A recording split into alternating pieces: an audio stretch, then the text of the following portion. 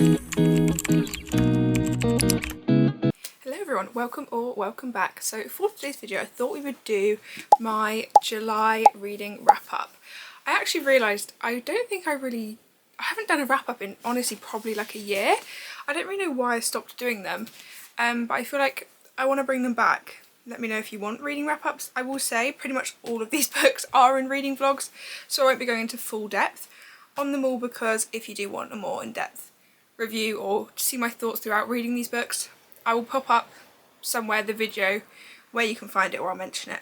But anyway, in July we did read 9 books, which I feel like was pretty good. That's definitely one of the higher months for me. And with genres, let's see what genres we read. So in July I read 1 biography, 2 romances, I want to say 4 thrillery kind of creepy books, spooky books maybe, because I did do a Summerween TBR video, so that's why we've got 4 in this month. And then I read 2 fantasies, one's more sci-fi but 2 fantasies, so I feel like this probably isn't my usual ratio, I guess, because I normally wouldn't read that many thrillery creepy books, but I was in my full Summerween era and I had the best time. So the first book I finished in July was Morning Star by Piers Brown. If you're not aware, I absolutely adore the Red Rising series with all my heart. I'm actually going to see Piers Brown in October and I'm so excited, and I literally just bought the last 3 books so that I can read them before October. They are thick books, so I need to get on that. I think I read this one, what video did I read this one in? I think I read this one in reading 3 different genres. It'll be somewhere on the screen, but I thoroughly enjoyed this. This was incredible. I don't know whether it's my favourite of the first 3 I've read. I feel like maybe it's, I really love Golden Sun, but no, maybe it is this one. Like, this one is so good. This is just starting to get into the Red Rising series if you haven't already. Again, this is the 3rd book in the series, so I'm not obviously going to go into what happens, but this is like a sci-fi dystopian fantasy vibe. It is set in Mars. It's definitely one that's very complex world building, but it is in our solar system, so I feel like it's quite, I wouldn't say easy because I think that is a bit misleading. It's not an easy one to grasp, but it's easier than trying to obviously get on board with a whole new solar system and world. But yeah, it's basically set on Mars, and you're following Darrow, who is a red. In this world, you're basically tiered on your colour, and he was born as a red, and because of that he is basically always mined, and the reds are basically told that they need to mine Mars so that they can find, I don't know what it is, but like find something to basically help the worlds stay alive and running. That's so vague and it's such a bad description of it, I do apologise. But basically he finds out that's all been a lie, and he basically gets taken in by the Golds, which is like the top of the hierarchy.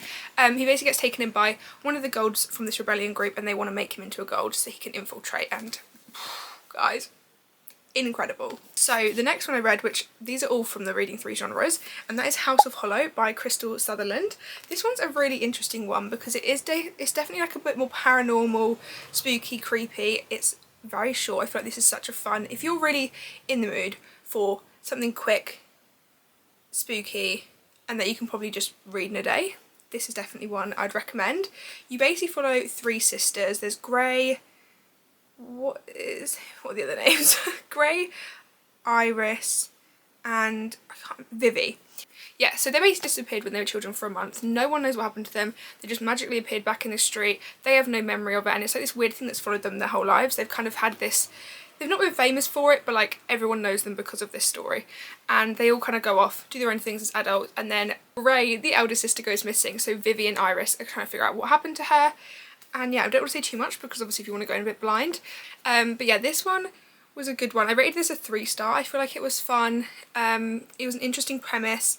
I did enjoy it, but it didn't give me like a wow factor. It was one of those ones that I thought, yeah, it was good, but I probably won't, and I haven't really thought about this since reading it. Then, again in the reading 3 genres, I read The Someday Garden by Ashley Poston. I love Ashley Poston. I feel like everyone's favourite book by her is The 7-Year Slip, and I don't think that will ever change for me personally, because I've read quite a few since and I've still enjoyed them, but they just haven't hit that mark. This one you're following Sophie, who basically has always been obsessed with this place called Lilymore. It's like this big estate and the flower garden. They do like a flower show every year, and she's like a big gardener. She loves gardening. Her I think she actually works in like a lab and studies flowers and stuff, so she's had this big attachment to it. She's always wanted to go there, and she basically gets the opportunity to go and be the head gardener for a summer. So she goes over, and then she ends up walking through this door and finds this mysterious guy there, and then when she leaves, the door disappears and it kind of pops up as and when in different places in the garden, and it's her trying to figure out what's going on, why is this door appearing, why does no one else know about it or can see it or find it, and who is the guy in the garden. It's a really interesting one. If you're not aware, Ashley Poston does write magical realism romance, which I feel like is such a fun twist and such a fun way to make a romance a little bit more unique. This one I rated a 3.5 or 3.75. I didn't love it as much as I've loved The 7-Year Slip or The Dead Romantics. I don't know why, it just didn't quite hit as much. I feel like I would have liked to seen her and the male main character's connection a little bit more, because I feel like it went from kind of cold to being in love quite quick, and I just wasn't really sold on their connection, which is kind of why it wasn't any high rating. But it's still definitely a really fun summer read, and I feel like I would definitely recommend it if you just want something that's light-hearted and fun. Although I will say there are other themes in this, grief being one of them, and it was really interesting to see how Sophie dealt with that, and I did find that part of the book really interesting. So the next book is another romance, and that is Every Summer After. I actually don't think I read this in a video, because I had read this when I was ill and I literally finished it in 24 hours. I could not put this down. I think this is my second or third Carly Fortune book, and I decided to pick it up purely because I wanted to watch the TV show because everyone was going crazy for it. I really enjoyed this one. I think I rated this like a 4-star. It was so fun. So you basically follow Percy and Sam, and Percy basically has no friends, like she's struggling at school when she's quite young, and her family end up buying this cabin in Barry's Bay, and she ends up spending all her summers there, and Sam lives next door. He lives there his whole life, and she ends up hanging out with him a lot, and they become obviously like friends to lovers, and I just really loved it. You also time hop in this, so you get them present day. She ends up being brought back to Barry's Bay, and they end up, you notice very early on that they obviously haven't kept in contact and they haven't seen each other for years, so it's kind of like, what happened? And you've got that question mark in the back of your mind, but you do get previous, like you get, every few chapters you get time hops back from the first summer she arrived at Barry's Bay to the last summer when she never came back. I loved this book. I feel like it was such a fun, again, if you're looking for a fast summer read, especially if you're by a pool, if you're on holiday, you will fly through this. I will say I did go on to watch the TV show, because obviously that was kind of what urged me to read this book. I did not like the TV show. I've not even finished it. I started watching it because I obviously watched it straight off the back of this, and I was like, okay, so much has changed. Like the whole start of the show was completely different. All the characters that came into it were in completely different points to where they were in the book, and I was like, I don't know if I like this. Maybe I will give it another shot, but as of right now, I want to keep the book in the special place it has, and I don't.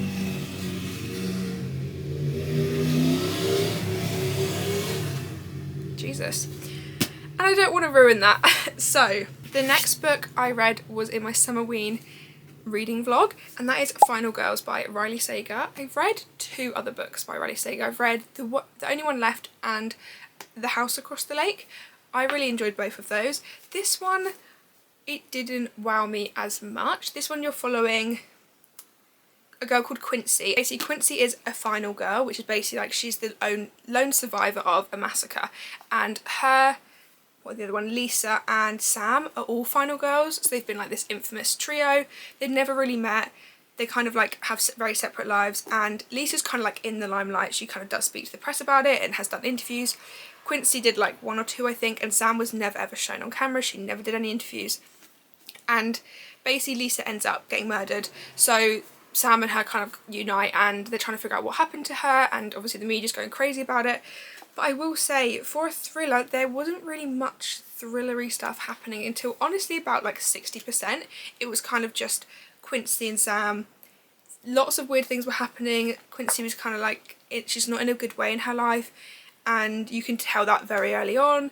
I don't want to say too much because I don't want to give it away, but it didn't wow me, but I didn't hate it. I did read this very quick. I think I read it in like 2 days, because even though there wasn't a lot going on, Riley Sager has very gripping writing, and it always felt like something's going to happen in the next chapter. And I think because it felt that way, but then when I was reading it I was like, like something happened, but it's not really the reveal, I will also say I did guess the ending. So I feel like whenever I guess an ending in the thriller, it kind of makes me feel like, oh, like I would, it's the weird thing, isn't it? Because like I feel like an accomplishment. I'm like, oh my god, I guessed the ending, I love this. But then I also feel like let down because I'm like, oh, I wish I had no clue. So it's a kind of like a double-edged sword. But this one I rated a 3.5, and yeah, I feel like if you like a thriller that's not really twisty, like things are happening but it's not really twisty, shocking things, maybe you'd really enjoy this. As I said, I did read it really quick, so it might be one you could enjoy.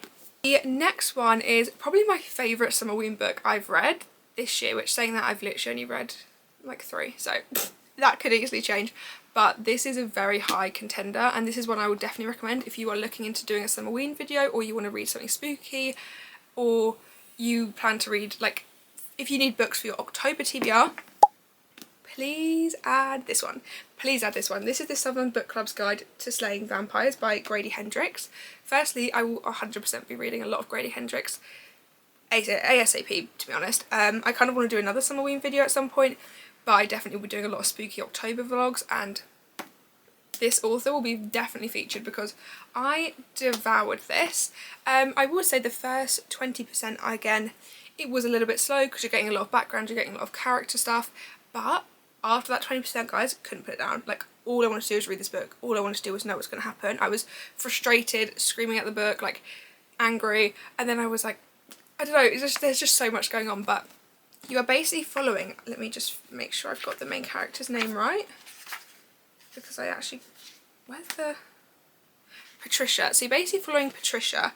This book is set in, when do we start? Because it is a different time period. So you start in 1988 and you're following Patricia, and she's a housewife, she has 2 kids, she kind of has like the perfect life, I guess you'd say, to a degree. Like, her husband goes out and works, he's not great but he's not the worst, but she's really struggling with friends. Like, she really wants to make some solid female friends, and she ends up joining a book club, and they're all really close and they get on really well, and they're reading like all these smutty romance books and just having like a really lovely time. And then this guy moves in called James, and from the minute he like enters the scene, Patricia's very not sure about him. You can tell there's a bit of an odd vibe with him, and I don't want to say too much else because I don't want to ruin it, and I also don't want to say anything, but obviously, as per the title, there are vampires, there's spooky things. I feel like it's a really interesting book because obviously it's set in 1980s, so the years it goes through, the time period is very different. Women obviously aren't very listened to, the husbands are quite degrading,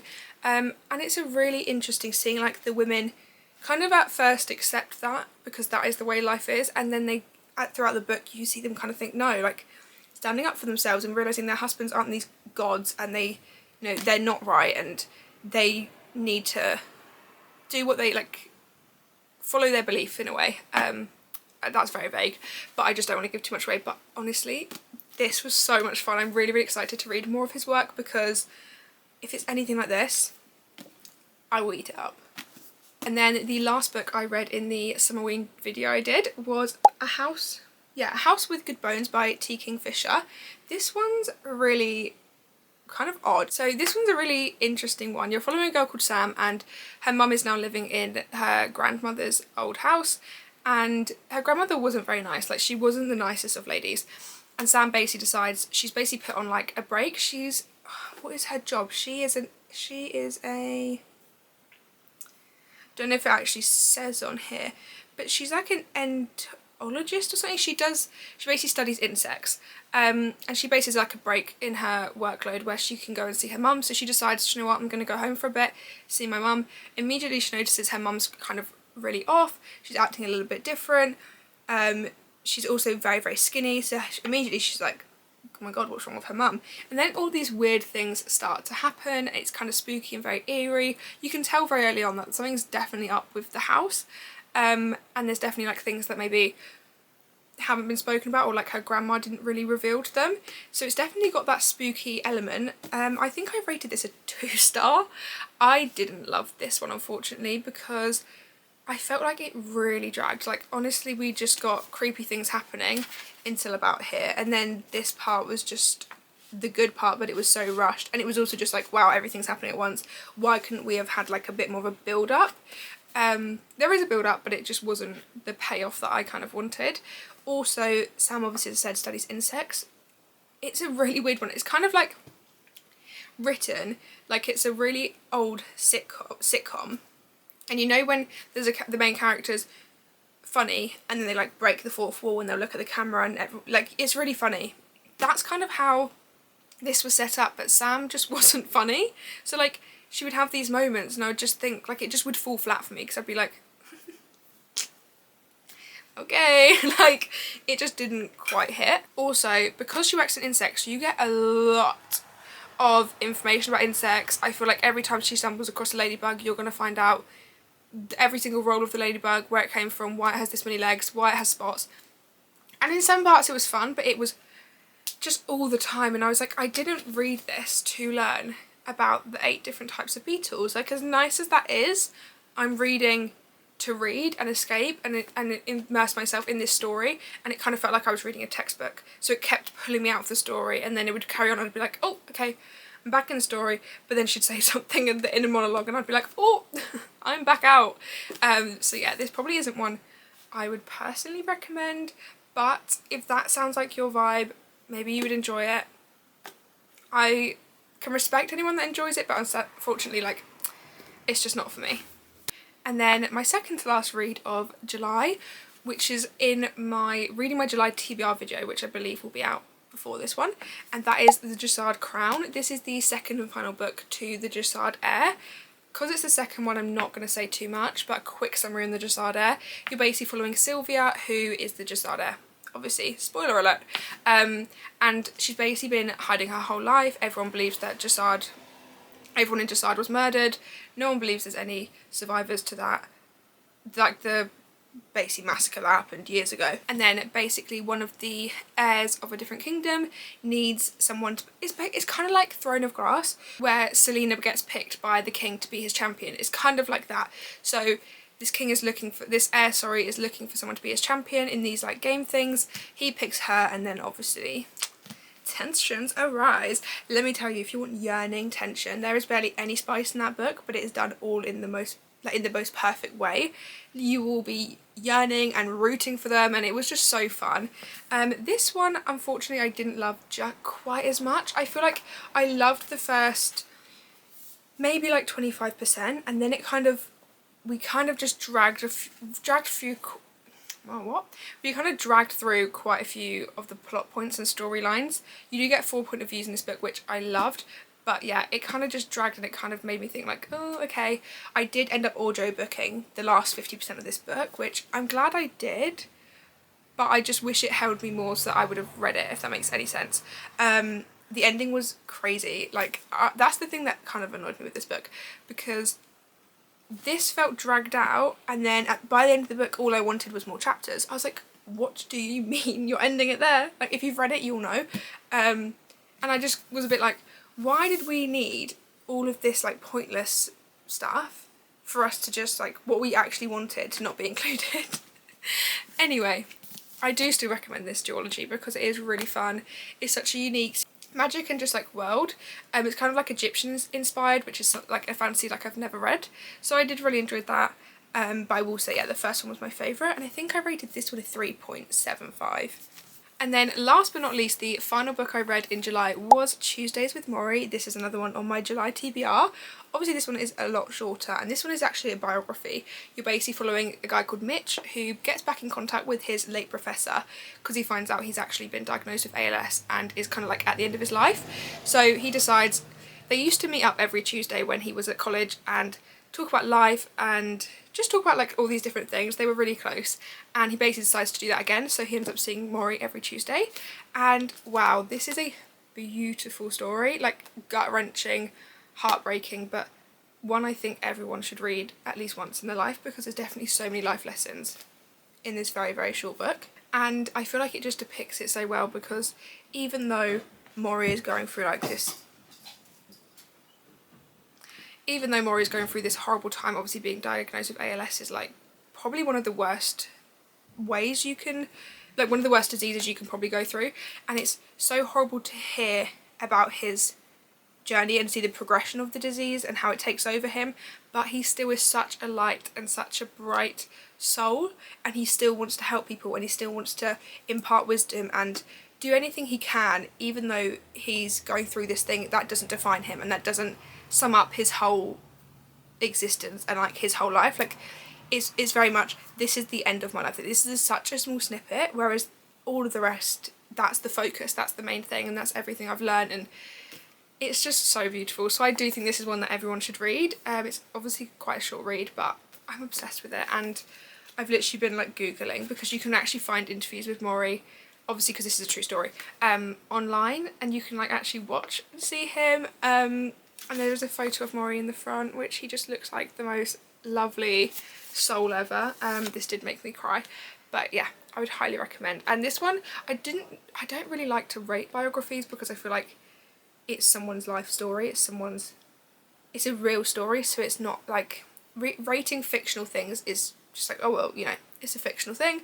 But biographies, I don't really like to rate it, but if I had to rate this is a 5 stars. Like, this is a 5 stars. I feel like this is one I will never forget about. I always think about. Like, the other day I was literally boiling eggs and I was like, oh, Morrie. Like, I just kept thinking about Morrie. So yeah, if you need a sign to read this, this is your sign. So they are the 9 books. Wait, was it 9? Yeah. They are the 9 books I read in July. Let me know if you've read any of these books or if you plan to read them. But yeah, thank you so much for watching. Please subscribe, and hopefully I will see you again in the next one.